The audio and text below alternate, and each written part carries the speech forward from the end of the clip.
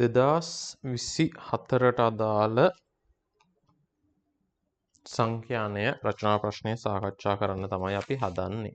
හරි. දැන් අපි මෙහෙම වැඩේ පටන් ගමු.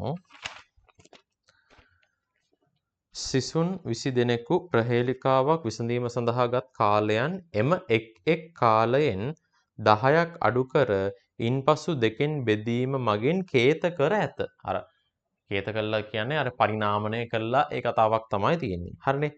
අන්න එහෙම කරපු සෙට් එකක් තමයි ඔය කේත කළ කාලයන් කියලා තමයි පල්ලෙහා වගුව තියෙන්නේ. හරිනේ. අපි ඉස්සෙල්ලම මෙන්න මෙහෙම අර පරිණාමණය මොකක්ද කියලා මුලින්ම ලියාගමු. ඒතකොට අපිට වැඩේ සෑහෙන ලේසි. හරිනේ. අපිට දැන් ඔය පරිණාමණය කරලා තියෙන හරිනේ. පරිණාමණය කරලා තියෙන ආගේ අපි y කියලා ගමු. yi කියලා ගමු. හරිනේ. මොකද කරලා තියෙන්නේ? අදාළ දත්තය මොකද්ද කියලා කියන්නේ විසඳීම සඳහා ගත් කාලයන් එම එක් කාලයෙන් 10ක් අඩු කර. හරිනේ. xi කියන්නේ මුල් ඔරිජිනල් එක ඔරිජිනල් කාලය ඒකෙන් 10ක් අඩු කරලා කාගෙන්ද බෙදලා තියෙන්නේ මේක? දෙකෙන් බෙදලා තමයි තියෙන්නේ. හරිනේ. 10ක් අඩු කරලා දෙකෙන් බෙදලා තමයි තියෙන්නේ. හරිනේ. එහෙනම් ඔන්න පරිණාමණය කරලා තියෙනවා. ඊට පස්සේ අපි බලමු ඔතනින් එහා පැත්තේ මොකද්ද කරලා තියෙන්නේ. එතකොට දැන් ඔතනින් ඔක්කොම දත්ත ටික දැන් දීලා තියෙන්නේ අර කේත කරපු එක්කෙනා තමයි yi කියලා කියන්නේ. xi කියලා කියන්නේ ඔරිජිනල් දත්ත සෙට් එක. ඒක නිසා අපි ඕක දැන් ඔන්න yi කතාවෙන් තමයි නැත්නම් y කතාවෙන් තමයි ඉස්සරහට කරගෙන යන්න තියෙන්නේ. සංඛ්‍යාත දෙකක් අතුරුදහන් වූ කේත කළ දත්තයන්හි සංඛ්‍යාත ව්‍යාප්තිය පහත දී ඇත කියලා තියෙනවා. ඒකෙත් පොඩි වගුව පොඩ්ඩක් ගහගමුකෝ අපි. හරි මෙන්න එහෙම වගුව ගහ ගන්නවා. කේත කළ කාලයන්. එතකොට මම ඒක මාතෘකාව දාන්න ඕන. කේත කළ කාලයන් කියලා ඒක දාගන්නකො. කේත කළ කාලයන් සංඛ්‍යාතෙන් මම f5 විදියට දාගන්නවා. හරිනේ. ඔන්න ඔය ටික ඉක්මනට මම දාගෙන යන්නම්කො. කේත කාලයන් මේක එනවා 0.2 2 4 4 6 6 8 ඊළඟ තව මොනවද දීලා තියෙනද? 8 10 වෙනකන් දීලා තියෙනවා. හරිනේ. ඔන්නෝම දීලා තියෙනවා. ඔහොම කතාව ගත්ත ගමන් මේ පැත්තේ සංඛ්‍යාතය දීලා තියෙනවනේ 2 f1 9 f2 1 හරිනේ. මේ සෙට් එකේ එකතුව මෙතනින් බලන්න නැතුව නිකන් බැලුවොත් අපි දන්නව නේද ඔතන සිසුන් 20ක් නේ ඉන්න ඕනේ. එහෙනම් මෙයාගේ එකතුව 20ක් වෙන්න ඕනේ. හරිනේ.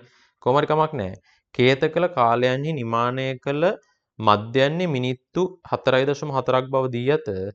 f1 සමානයි 6 සහ f2 සමානයි 2 බව පෙන්වන්න කියලා කියනවා. හරි. මධ්‍යන්නේ කතාවට යන්න කලින් අපි දන්නවනේ මේ සෙට් එකේ එකතුව 20යි කියලා. අපිට f1 f2යි හොයාගන්නම් සමීකරණ දෙකක් ගන්න තමයි තියෙන්නේ. අපි දන්නවා මේ සෙට් එකේ එකතුව 20යි කියලා දන්නවා. එහෙනම් 2 ධන f1 ධන 9 ධන f2 ධන 1 සමානයි 20යි. නම් ඔතනින් සුළු කරලා ගන්නකොට 9යි 10යි 10යි 12යි 12 මේ පැත්තට ගියාම f1 ධන f2 කියන එක්කෙනා කෙලින්ම අපිට ගන්න පුළුවන් 8ක් කියලා ගන්න පුළුවන්. හනේ. ඔන්න ඕක මම 1 කියලා තියාගන්නවා. තව සමීකරණයක් ඕනනේ. ඒකට තමයි ඔන්න ඔය දත්තයක් දීලා තියන්නේ. කාලයන්නේ නිමානය කළ මධ්‍යන්නේ මිනිත්තු 4.4 බව දී ඇත. මෙයාගේ මධ්‍යන්නේ. අපි මධ්‍යන්නේ කොහොමද ගන්නෙ? මධ්‍යන්නට දාලා සූත්‍රය කොහොමද දෙන්නේ? අනේ මං කියන්නේ මූලික සූත්‍ර වලනේ අපි සාමාන්‍යයෙන් ගොඩක් වෙලාවට යන්නේ. මධ්‍යන්නේ කෙලින්ම එනවා අපිට කෙලින්ම සිග්මා fi xi බෙදීම සිග්මා fi කියලා එනවා. හනේ. මේකේ i සමාන 1 සිට n වෙනකන් i සමාන 1 සිට n වෙනකන්. හරිනේ. fi xi අපි fi xi තීරුවක් ගහමු. ඊට කලින් fi xi තීරුවක් ගහන කලින් fi xi නෙවෙයි දැන් ඇත්තටම fi yi වෙන්න ඕනේ නේ. අය අපි මේ සැබෑ අගයන් නෙවෙයිනේ ගන්න කේත කළා කියන්නේ. ඒ නිසා අපි ඒක හරියටම ගමු fi yi. අතන මේක yi තමයි අපි ගන්න xi නෙවෙයි. අර xiම තමයි ගන්න. ඉතින් අර සංකේත පොඩ්ඩක් වෙනස් කරලා. yi කියන්නේ මේ දෙන්නගේ මධ්‍යගය. 1 මේකේනවා 3 මේ දෙන්නගේ මධ්‍යගය කියන්නේ 5 මේක 7 මේක 9. හරිනේ. fi yi ගමු. fi yi ගත්තා මේ ටික සුළු කරන්න තියෙන්නේ. මේක 2යි මේක 3යි f1යි මේකේනවා 45යි මේකේනවා 7යි f2යි මේකේනවා 9 වරක් 1 9යි කියලා එනවා. අපි පොඩ්ඩක් මේක සුළු කරලා ඉක්මනට ගමුද? මේක කෙලින්ම අපිට එනවා x භාගයන් කීයද? 4.4. සිග්මා fi yi කියන්නේ මොකද්ද? මේ සෙට් එකේ එකතුවනේ. fi yi කියන්නේ මේ සෙට් එකේ එකතුව. ඉක්මනට අපි ගමුද? 2 ධන 3යි f1 ධන 45 ඊට පස්සේ 7යි f2 ධන 9. 7යි f2 ධන 9 බෙදීම මෙතනින් එනවා සිග්මා fi කියන්නේ මොකද්ද? සිග්මා fi කියන්නේ දත්තවල එකතුව. 20යිනේ. එහෙනම් 20 මේ පැත්තට ගත්තාම අපිට එනවා 44 වැඩි කිරීම දෙක 88යි සමානයි 45යි 54යි 55යි 56යි. 56 ධන 3යි f1 ධන 7යි f2. හනේ. ඒතර 88න් 56ක් අඩු වෙන්න තමයි තියෙන්නේ. ඒතර 56 60යි 76යි 86යි කියන්නේ 32ක් නේද? අන්න වැඩේ හරි එහෙනම් කෙලින්ම අපිට ගන්න පුළුවන් ඔන්න තව සමීකරණයක් 32 සමානයි 3යි f1 ධන 7යි f2. ඔන්න අපේ කෙලින්ම දෙවෙනි සමීකරණය කියලා ගන්න පුළුවන්. එහෙනම් ඕක ඔයාලා කැමති විදිහකට සුළු කරලා උත්තරය ගන්න. මම පොඩි ආදේශයක් දෙන්නම්. හරිනේ.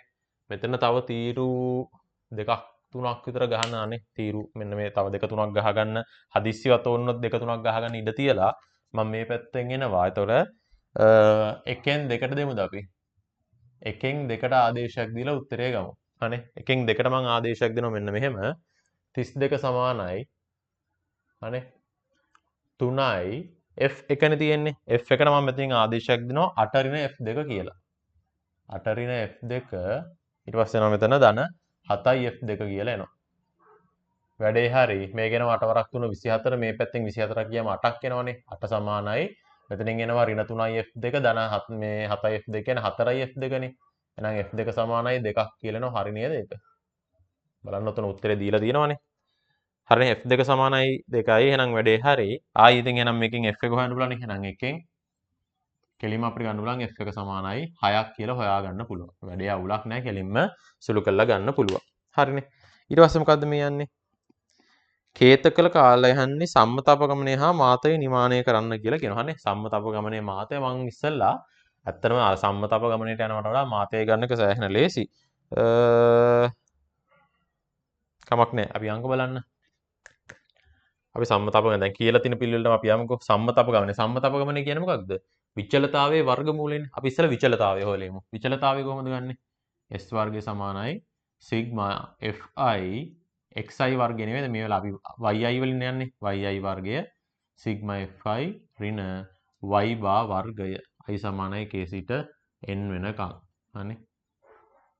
හරි. එහෙනම් තමයි එන්නේ fi yi වර්ගය කියලා තීරුවක් ගහගන්න වෙනව නේද අපිට? එහෙනම් අපි ඉක්මන එහෙම එකක් ගහමුකෝ. දැන් මෙහෙනම් මෙන්න මේ අගයන් ටික මම පුරව ගන්නවා වැඩේ පොඩ්ඩක් ලේසි කරගන්න. f1 කියන්නේ කවුද? 2යි 6යි මෙයා 2යි. හරි. මෙයා පොඩ්ඩක් මම සුළු කරගන්නවා. ඒතර 3 වරක් f1 කියන්නේ ඒතර 18යි. ඊට පස්සේ ආයෙ මෙයා යනවා 7 වැඩි කිරීම f2 කියන්නේ 14යි නේ. හරි නේද? ගැටලුවක් නැහැ නේ ඒකේ. fi yi වර්ගය කියලා කෙනෙක් මම ගහ ගන්නවා දැනට මොකද්ද වෙන්නේ කියලා බලන්න. හරිනේ. ඒතර fi yi වර්ගය. ඒ කියන්නේ මෙයා ආයි yi කින් වැඩි වෙන්න ඕනේ. 3 වරක් දෙවරක් 1 2යි 18 වැඩි කිරීම 3 18යි 36යි 54ක් නේ. ඒක හරි. 45ව 5ක් කියන්නේ එතකොට 45යි 90යි 180යි 225ක් එනවනේ. 225යි ඊට පස්සේ එනවා 14 ඒවා 7. 7 වරක් 4 28යි 7 වරක් 1 7යි 8යි 9 98ක් එනවා. 9 වරක් 9 81ක් එනවා. හරිනේ. අපි බලමු ඔන්න ඔය සෙට් එක එකතුව කීයක් දෙන්නේ කියලා. ඔන්නෝම තමයි කතාව වෙන්නේ. ඉක්මනට බලමු ඔය ටික එකතුව කොහොමද දෙන්නේ කියලා.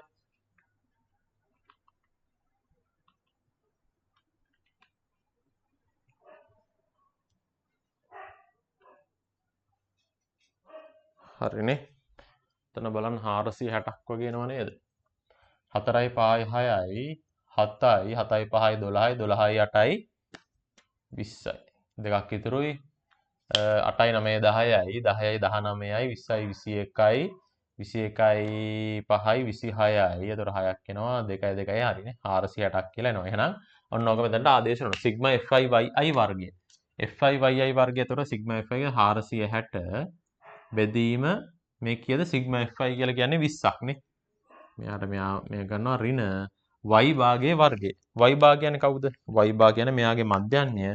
මධ්‍යන්‍ය අපි දන්නවනේ 4.4යි කියලා. 4.4 සම්පූර්ණ වර්ගය. හරි පොඩ්ඩක් සුළු කරලා අපි තියමු. 46 දෙකෙන් බෙදුවම 23යි ඍණ 4.4 සම්පූර්ණ වර්ගය කීයක් එනවද සාමාන්‍යයෙන්? හරි මම පොඩ්ඩක් මේ පැත්තෙන් ගන්නම් 4.4 සම්පූර්ණ වර්ගය. හරි. ඒතර කෙලින්ම ගන්න පුළුවන් 4 ඒවා 44ක් කියන්නේ කීයද? ඒතර 40 160යි 160යි 10 176ක් නේ. 176 176. 6යි 13යි කෙලිම අපිට ගන්න පුළුවන්. එතකොට 6 13යි 7යි 8යි 9ක් එනවා. එකක් එනවා දශම ස්ථාන දෙක 19.3යි 6ක්. 19.3යි 6ක් කියලා එනවා. 20යි කියලා ගත්තොත් මෙතනින් එනවා 3.6යි 4ක් එනවා. මේ විචලතාවයනේ. එහෙනම් සම්මත අපගමනය ගන්නම් s නේ ගන්න ඕනේ. එහෙනම් 3.6යි 4 වර්ගමූලය කියලා තියෙනවා. හරිනේ.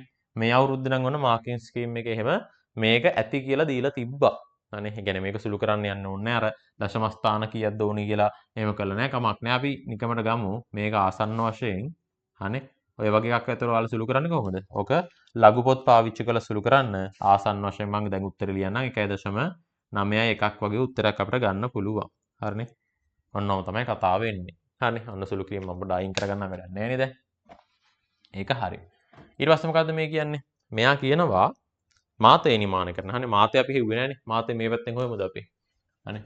මාතේ මම මෙන්න මේ පැත්තෙන් හොයන්න තමයි හදන්නේ. හරි. මාතේට අදාළ සූත්‍රය අපි ඉක්මනට ලියමුකෝ. අපි දන්නවා දැන් මාතේට අදාළ සූත්‍රය මොකක්ද? MO සමානයි L1 ධන ඩෙල්ටා 1 වාරයක් C බෙදීම ඩෙල්ටා 1 ධන ඩෙල්ටා 2 කියලා. හරිනේ. දැන් L1 කියන්නේ මොකද්ද කියලා ඔයාලා හොඳටම දන්නවා. මාතේ අදයත් පන්ති ප්‍රාන්තරයේ 15 මායිම. මාතේ අයිති වෙන මොකද්ද? සංඛ්‍යාතයේ වැඩිම එක්කෙනා කවුද? මේකනේ. මේක 15 මායිම කියන්නේ කවුද? මේ පන්ති ප්‍රාන්තරයේ 15 මායිම 4යි.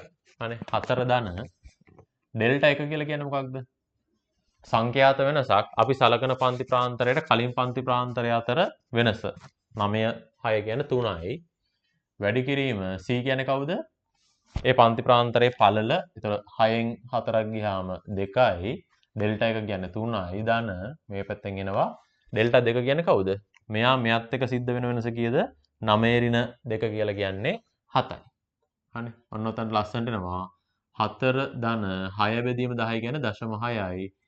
මාතය එනවා කෙලින්ම 4.6ක් කියලා. හරි. ඒක සුළු කිරීම සෑහෙන ලේසි. හරි. ලස්සනට සුළු වෙලා එන අගයක් තියෙන 4.6ක් කියලා අපිට ගන්න පුළුවන්. ඊළඟට මොකද්ද මේ කියන්නේ? දැන් ප්‍රහේලිකාව විසඳීම සඳහාගත් සැබෑ කාලයන්හි මධ්‍යන්‍යය සම්මත අපගමනය හා මාතය නිමානය කරන්න. හරිනේ. මධ්‍යන්‍යය. දැන් ඔයාලා මතක් කරගන්න ඕනේ මෙන්න මේක තමයි පරිණාමණය කරපු විදිහ. හැබැයි අපි ඕක සූත්‍රේ හදලා තියෙන ওই විදිහට නෙවෙයි. අපි සූත්‍රය හදලා තියෙන්නේ කොහොමද? yi සමානයි axi ධන b වගේ ටයිප් එකකට හදලා තියෙන්නේ. අපි ඕක ඒ විදිහට හදාගමුද? අනේ ඔතන තියෙන yi සමානයි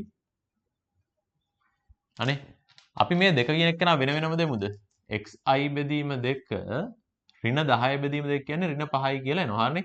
දැන් මේක එනවා. ඒතර yi සමානයි මෙයා 1 බෙදීම 2 කියන්නේ a xi ධන b කියන්නේ ඒතර ඍණ 5යි කියලා ගන්න පුළුවන්. ඒ කතාව ටික හරි. කෙලින්ම අපිට ගන්න පුළුවන්. ඒතර මේකේ අපි හදලා ගන්න ඕනේ. කෙලින්ම අපි සාධනය කරපු දේවල් දන්නවනේ. y බා කියන එක නා කෙලින්ම x බා බෙදීම 2 ඍණ 5ට සමානයි. හරිනේ. ඒතර x බා කියන්නේ මොකක්ද? සැබෑ දත්තවල මධ්‍යන්‍ය. y බා කියලා කියන්නේ මොකක්ද? අපි ඔය ගත්ත පරිණාමිතගයන් වල මධ්‍යන්‍ය. එහෙනම් අපි හෙව්වේ මේ පරිණාමිතගයන් මේ හෙව්වේ. ඒකේ මධ්‍යන්‍ය අපිට හොයන්න ඕනේ දීලා තිබ්බා 4.4යි. එහෙනම් මොකද්ද අපි කරන්නේ? ඔන්න එහෙනම් පරිණාමිතගයට අපි 4.4 දෙනවා. ඊට පස්සේ ඔන්න හරිම අගය හොයාගන්න තමයි හදන්නේ. ඒතර මේ කීයක් වෙනවද? ඒක තමයි හොයන්නේ බෙදීම 2 ඍණ 5. මේක මේ පැත්තට ආවම කීයක් එනවද? 9.4ක් එනවා. 9.4 කියන එක්කෙනා දෙකෙන් වැඩි කරන්න ඕනේ x බා හොයන්න. කීයක් එනවද? කෙලින්ම 18.8ක් කියලා මෙන්න මෙයාගේ සැබෑ අගය එනවා. සැබෑ මධ්‍යන්‍ය එනවා. ඒක හරි. ඊට පස්සේ මොකද්ද මේ කියන්නේ? මධ්‍යන්‍ය හොයන්න කියලා ඒක හරි. ඊට පස්සේ සම්මත අපගමනය. හරි. සම්මත අපගමනය. සම්මත අපගමනයට අදාළ සම්බන්ධයත් ඔයාලා දන්නවනේ. අනේ අපි දන්නවා සම්මත අපගමනයට අදාළ සම්බන්ධය sy සමානයි සම්මත අපගමනයේ sy නම් මෙතන යනවා මාපාංක a වැඩි කිරීම sx කියලානේ අපි කියන්නේ. a කියන්නේ කවුද මෙතන දැන්? a කියන්නේ xi ඉස්සරහා තියෙන සංගුණකය. භාගයක්නේ. එතකොට මේක කෙලින්ම භාගයයි. ඇත්තම ඉතින් මාපාංක දාන්න ඕනෙත් නෑ. මොකද භාගය කියන්නේ අනිවාර්යෙන් ධනාගයක්නේ. sx හරිනේ. දැන් අපි sy දන්නවා. sy කියන්නේ කවුද? මේ තියෙන්නේ. sy කියන්නේ වර්ගමූල 3.64 මම ඕන්න 1.91 කියලාම ගන්නම්කෝ. එතකොට sx කියලා කියන්නේ කවුද? sx කියලා කියන්නේ 2 වැඩි කරනවා sy ගෙන්. 2 වැඩි කිරීම 1.91. හරි සුළු කරාම අපිට එනවා 2යි 8යි 3.8යි 2ක් වගේ එනවා. හනේ 3.8යි 2ක් වගේ ආසන්න වශයෙන් එනවා. හනේ ඔයාලා කැමති නම් මේක අර මෙච්චර සුළු කරන්න බෑ වගේ නම් කෙලින්ම මෙයා දෙකෙන් වැඩි කරලා තියෙන ප්‍රශ්නයක් නෑ. හනේ ලස්සනට ඒ උත්තරේ එනවා. ඊට පස්සේ මොකද්ද මේ කියන්නේ? ආයෙ කියනවා මාතය නිමානය කරන්න කියලා. හොඳට වැඩේ තේරුම් ගන්න මාතය කියලා කියන්නේ මේ දත්ත සෙට් එකේ මැද තියෙන මොකක් හරි අගයක්නේ. හනේ එතකොට කෙලින්ම ඒ කියන්නේ ඔය දත්ත සෙට් එකේ තියෙන මොකක් හරි දත්තයක් තමයි මාතය කියලා කියන්නේ. එහෙනම් ඒකට ඉතින් ආයෙ 아무තු සූත්‍ර ඕනි නෑ. මෙන්න මේකම තමයි. මොකක් හරි දත්තයක් තමයි මාතය කියලා කියන්නේ. එහෙනම් ඒ දත්තයට අදාළ සැබෑ දත්තය තමයි අපි හොයාගන්න ඕනේ. එහෙනම් අපි මාතය හොයාගමු මෙන්න මෙහෙම. මෙන්න මෙතන ගන්නවා. අනේ මකන්න ඕනේ නේ. මම මෙතනින් ඉඳ තියෙන නිසා මෙතනින් ගන්නවා.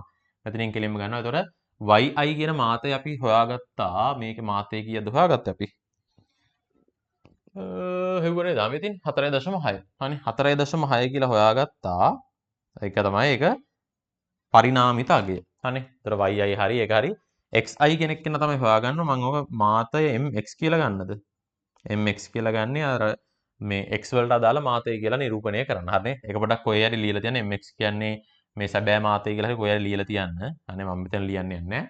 ඍණ බෙදීම 2 ඍණ 5යි කියලා ගන්න පුළුවන්. 5 මේ පැත්තට ගත්තාම කීයක් එනවද? 9.6ක්.